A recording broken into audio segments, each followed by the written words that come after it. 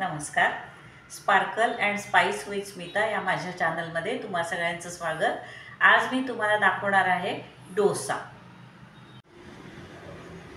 हे डोशाचं बॅटर मी आधीच करून घेतलंय, पण याचं प्रमाण आणि कृती हे मी तुम्हाला तोंडी सांगते. हे 3 वाट्या तांदूळ, 1 वाटी उडीद डाळ, पाव वाटी तूर डाळ, 2 चमचे हरभरा डाळ, 1-1.5 चमचा साधारण मेथी आणि पोहे हे सगळं भिजत घालायचे. आता ह्याच्यामध्ये फक्त उडीद डाळ वेगळी भिजत घालायची, बाकी सगळं प्रमाण बाकी सगळे जे आहे साहित्य ते एका भांड्यात भिजत घालायचं. हे समजा सकाळी घातलं 8 वाजता तर ते 5-6 तास तसं वेगवेगळं भिजत ठेवायचं आणि त्याच्यानंतर हे वाटून घ्यायचं. वाटताना पहिल्यांदा उडीद डाळ वाटून घ्यायची आणि त्याच्यानंतर बाकी सगळं साहित्य वाटून घ्यायचं. आता हे वाटताना थोडंसं पाणी लागणार आहे, तर थोडंसं पाणी घालायचं, जास्त पाणी घालायचं नाही, कारण त्याची कन्सिस्टन्सी आपल्याला साधारण एवढी ठेवायची. तर हे सगळं वाटून एकत्र करायचं आणि हे रात्रभर 7-8 तासासाठी भिजत घालायचं. आता उन्हाळ्यामध्ये काय होतं, जरा लवकर आमतं पीठ, तर ते लक्ष ठेवायचं. थोडा वेळ कमी लागू शकतो, पण थंडीत हे जरा भिजायला वेळ लागतो, म्हणून त्याच्यामध्ये आपण पोहे घालायचे. भिजतानाच अर्धी वाटी पोहे घालायचे. आता हे सगळं वाटून झालं, रात्रभर भिजत ठेवलं की सकाळी त्याच्यामध्ये फक्त मीठ घालायचं. त्याची कन्सिस्टन्सी चेक करायची. समजा खूप घट्ट वाटलं तर थोडंसं पाणी घालायचं आणि अशी कन्सिस्टन्सी झाली की आपण डोसे काढायचे. आता हे आपलं बॅटर तयार आहे. आता हे काय करायचं, तवा तापवायचा. तवा हा चांगला तापवायला पाहिजे आणि मग त्याच्यावर तेल लावून ग्रीस करून घ्यायचं. तेल लावलं की त्याच्यानंतर हे टिश्यू पेपरनं पुसून टाकायचं आणि मीडियम गॅसवर तवा तापवायचा. आता हा तवा तापलेला आहे. आता ह्याच्यावर मी काय करते, जरासं पाणी शिंपडते. हे पाणी इथेच राहायला पाहिजे.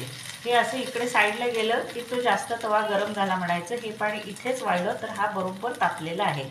आता हे बॅटर आपण तव्यावर घालूया. आता याची कन्सिस्टन्सी अशी पाहिजे, एवढी. खूप पातळही नको आणि खूप जाडही नको.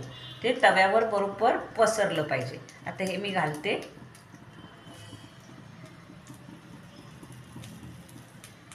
असं तव्यावर घालायचं आणि हळूहळू असं फिरवायचं. तवा बारीक गॅसवरच ठेवायचा आणि हे असं पसरायचं.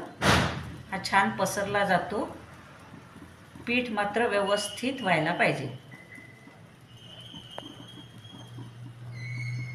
आता हा छान पसरला गेला. आता जरा गॅस मोठा करायचा आणि ह्या कडा वाळत आल्या की त्याच्यावरती तूप किंवा तेल सोडायचं. हे आपोआप कडा निसटतात, वर येतात. आणि जरा जरा मध्ये तवा हा फिरवायचा, म्हणजे सगळीकडून व्यवस्थित डोसा शेकला जातो. आता ह्याच्यावरती आपण तूप घालूया. हे आता कडा वाळल्या आहेत. आता ह्याच्यावरती तूप घालूया. हे जे मी प्रमाण दाखवलं आहे ह्याच्याप्रमाणे तर जर तुम्ही डोसा केला तर तो छान व्हायलाच पाहिजे.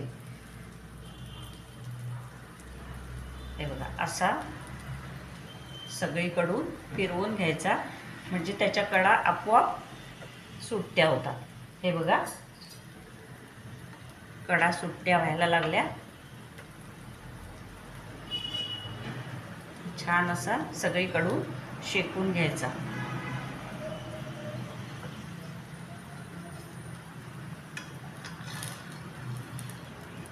हे बघा, सगळ्या कडा अशा छान निसटतात. आणि हा जरा खरपूस करून घ्यायचा. हा दुसऱ्या साईडनं भाजायची काही गरज नाही, कारण हा पातळ असतो, आपोआप सगळीकडनं शेकला जातो.